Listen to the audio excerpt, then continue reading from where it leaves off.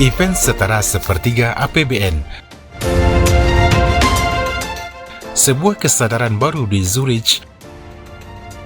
Banyak orang mengira Piala Dunia 2026 hanyalah tentang sepak bola, namun bagi mereka yang mengamati dari dekat, turnamen ini adalah proyek arsitektur kekuasaan yang paling ambisius dalam sejarah olahraga. Sejak Gianni Infantino mengambil alih kepemimpinan, FIFA telah bergeser dari sekadar penyelenggara turnamen menjadi pusat gravitasi ekonomi global. Untuk mewujudkan ini, struktur permainan harus diubah secara radikal.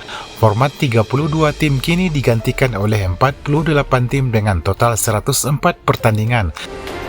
Dalam kacamata organisasi, ini adalah gigantisme, sebuah upaya untuk memastikan tidak ada satupun sudut di bumi yang terlepas dari jangkauan siaran dan transaksi FIFA.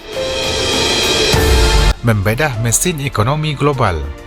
Melalui kemitraan strategis dengan WTO, FIFA memproyeksikan perputaran ekonomi bruto sebesar 80,1 miliar dolar atau setara dengan 1.281 triliun rupiah. Sebagai perbandingan yang nyata, angka ini setara dengan sepertiga dari seluruh anggaran belanja negara Indonesia di tahun 2026. Satu bulan turnamen sepak bola ini mampu menyamai biaya operasional sebuah negara besar dengan 280 juta penduduk selama satu kuartal penuh.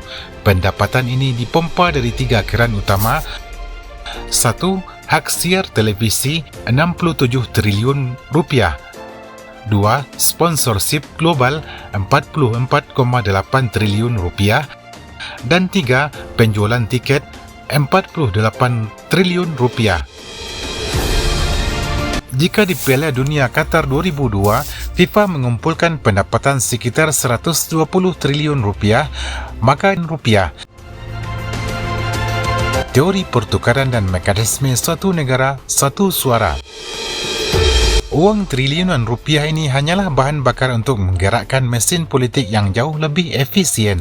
Untuk memahami maksud kalimat ini, kita harus melihat landasan teori pemilihan presiden FIFA dan ada apa dengan Gianni Infantino.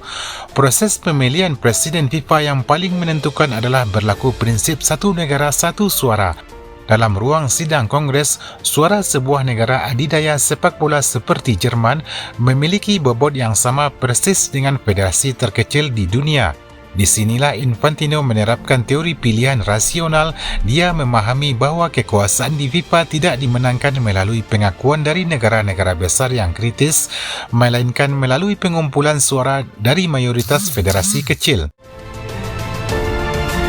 Melalui program FIFA Forward, Infantino menarik keuntungan global secara politik dengan mengalokasikan secara sistematis sekitar 17% atau 36 triliun rupiah kembali ke pembangunan dan jatah kepesertaan Piala Dunia sebagai instrumen untuk mencari simpati. Bagi federasi kecil, bantuan ini adalah napas kehidupan. Secara teoritis, ini menciptakan hubungan patronase ketika seorang pemilik loyalitas suara sebagai imbalan balik demi menjaga kelangsungan dana tersebut. Infantino tidak hanya sedang memimpin organisasi, dia sedang mengunci sistem dukungan yang membuatnya hampir mustahil untuk digantikan di periode-periode berikutnya. Mempertahankan makna kesakralan Piala Dunia. Kini, kita berdiri di ambang sebuah era baru. Piala Dunia 2026 akan menjadi panggung terbesar yang pernah ada. Namun di tengah kemegahan angka dan narasi yang hanya bisa dihuni oleh mereka yang telah mencapai puncak kualitas, kini ketika batas diperlebar demi inklusivitas dan ekspansi pasar, kita mulai sulit membedakan mana yang merupakan murni sepak bola dan mana yang merupakan strategi manajemen organisasi. Ambisi ini mungkin akan memenuhi brankas organisasi dan memberikan stabilitas kepemimpinan yang sulit tergoyahkan. Namun, pada akhirnya kita dipaksa merenung apakah dalam proses menjadikannya terbesar di dunia, kita secara tidak sadar sedang mengikis makna suci yang dulu membuat kita jatuh cinta pada permainan ini. Kita mungkin akan mendapatkan perayaan yang paling megah, namun resiko kehilangan jiwa dari sepak bola merupakan harga yang harus kita bayar. Pada akhirnya, kita akan berdiri di stadion-stadion megah Amerika Utara menyaksikan pesta sepak bola yang paling mahal dalam sejarah peradaban.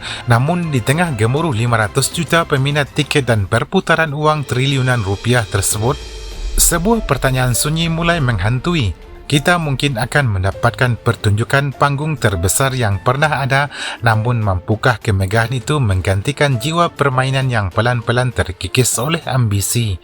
Gianni Infantino telah berhasil membangun imperiumnya, sebuah dunia di mana bola yang ditendang di lapangan hanyalah latar belakang bagi transaksi kekuasaan yang absolut. Tahun 2026 nanti, peluit pertama akan dibunyikan dan sejarah baru akan tercatat. Tapi saat layar kaca menampilkan kemenangan demi kemenangan, berhentilah sejenak dan renungkanlah, benarkah ini masih olahraga yang kita cintai, atau sepak bola kini telah berubah menjadi sekadar komoditas politik yang dipaksakan untuk tumbuh besar hingga kehilangan jati dirinya?